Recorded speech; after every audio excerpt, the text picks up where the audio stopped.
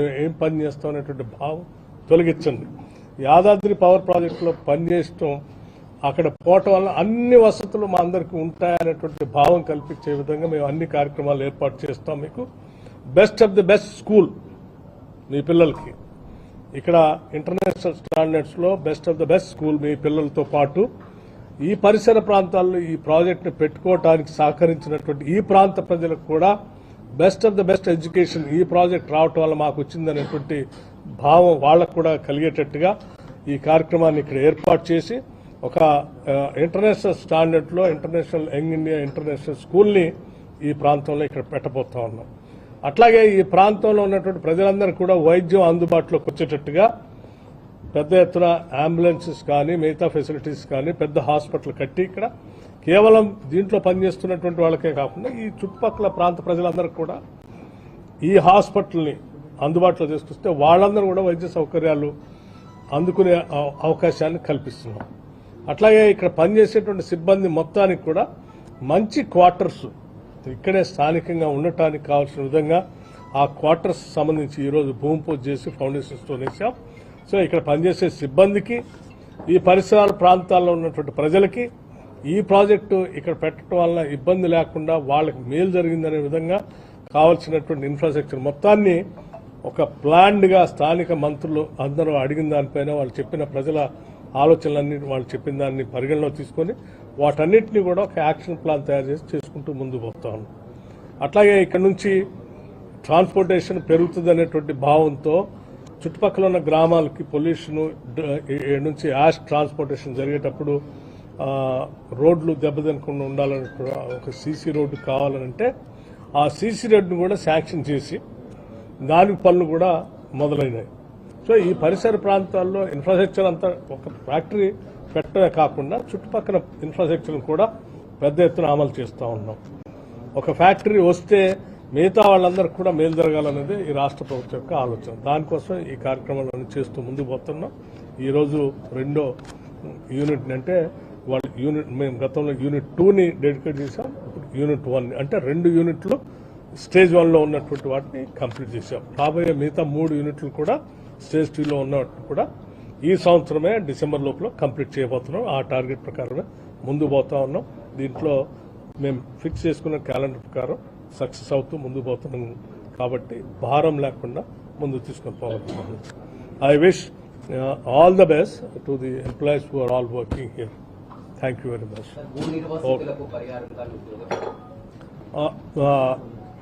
ఈ పరిహారాన్ని భూమి కోల్పోయినటువంటి వాళ్ళ పరిహారం సంబంధించి కూడా గత ప్రభుత్వం వాళ్ళు పూర్తిగా గాలికి వదిలేసింది.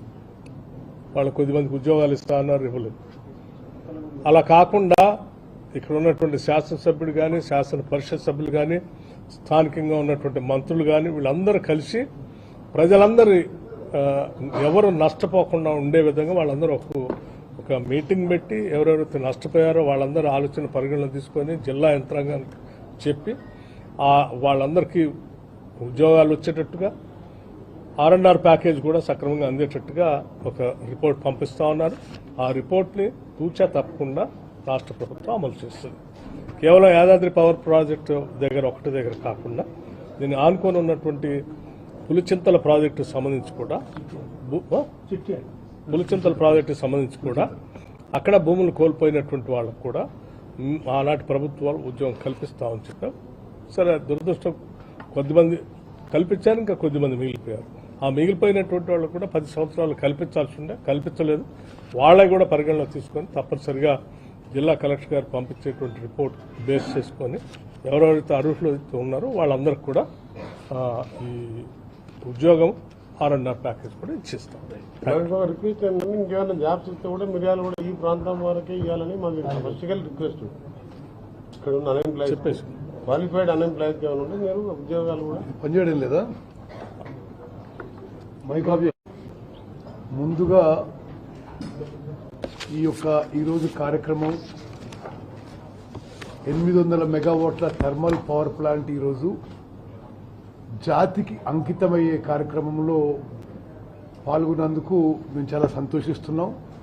అదేవిధంగా సుమారు 1000 కోట్లతో ఈ యాదాద్రి థర్మల్ పవర్ ప్లాంట్ లో ఇంటిగ్రేటెడ్ టౌన్షిప్ నిర్మాణ పనులు శంకుస్థాపన కార్యక్రమం, అదేవిధంగా యూనిట్ 1 800 మెగావాట్ల థర్మల్ పవర్ ప్లాంట్ ప్రారంభోత్సవం జాతికి అంకితం.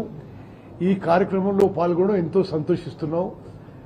అదేవిధంగా గౌరవనీయులు ఉప ముఖ్యమంత్రి వర్యులు బట్టి విక్రమార్క గారు ఫైనాన్స్ అండ్ ఎనర్జీ మినిస్టర్గా చాలా సమర్థవంతంగా వారి విధులు నిర్వహిస్తూ మరి ఈ పవర్ విషయంలో ప్రత్యేకంగా ఈ ప్రాజెక్టులో వారి ఇనిషియేటివ్ వల్ల, వారి చొరవ వల్ల, వారి డైనమిజం వల్ల మరి ఆల్మోస్ట్ ఆగిపోయిన ఈ ప్రాజెక్టుకి మళ్ళీ పబ్లిక్ హియరింగ్ చేయించి ఎన్వైరన్మెంటల్ క్లియరెన్స్ ఇప్పించి పనులు వేగవంతంగా చేసి మరి ఈ రోజుతో 1600 మెగావాట్లు పవర్ ప్రొడక్షన్ మొదలుపెట్టడం జరిగింది.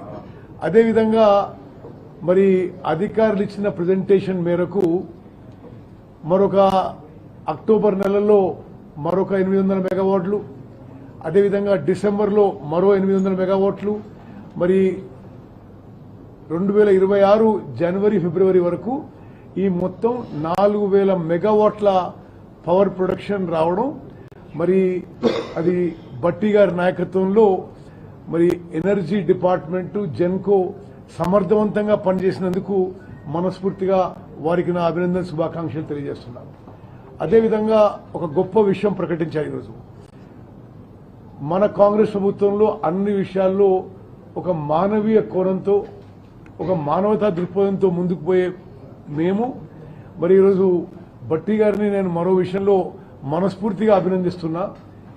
ఈ ప్రాజెక్టులకి ఇక్కడ వైటీపీఎస్ కానీ, అక్కడ హుజూర్నగర్ కాన్స్టిట్యున్సీలో పులిచింతల పవర్ ప్రాజెక్ట్ కానీ ఎవరైతే ఈ ప్రాజెక్టుల కోసం భూములు కోల్పోయారో వారందరికీ 100% ఇదే ప్రాజెక్టులలో ఉద్యోగాలు కల్పిస్తామని చెప్పి ఆగస్ట్ 15 లోపుగా కల్పిస్తామని చెప్పి వారు ఇచ్చిన హామీకి నేను జిల్లా మంత్రిగా ఈ ప్రాంతానికి సుదీర్ఘ ప్రజాప్రతినిధిగా మనస్ఫూర్తిగా వారికి ధన్యవాదాలు తెలియజేస్తున్నారు.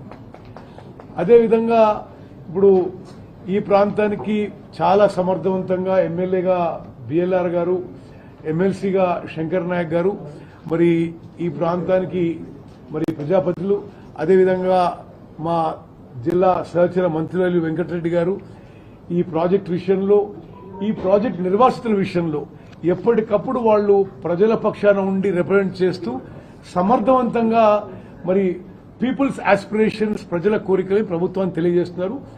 మరి నేను కూడా ఒక జిల్లా మంత్రిగా బట్టి గారికి ఆ ల్యాండ్ లూజర్స్ విషయంలో మనస్ఫూర్తిగా ధన్యవాదాలు తెలియజేస్తూ, అదేవిధంగా ఎక్కడెక్కడైతే ఏమన్నా మిగిలిపోయిన కంపెన్సేషన్ కానీ ఇటువంటి విషయాలు కానీ శంకర్ నాయక్ ఏదో కొన్ని తండాల విషయం చెప్పిండు.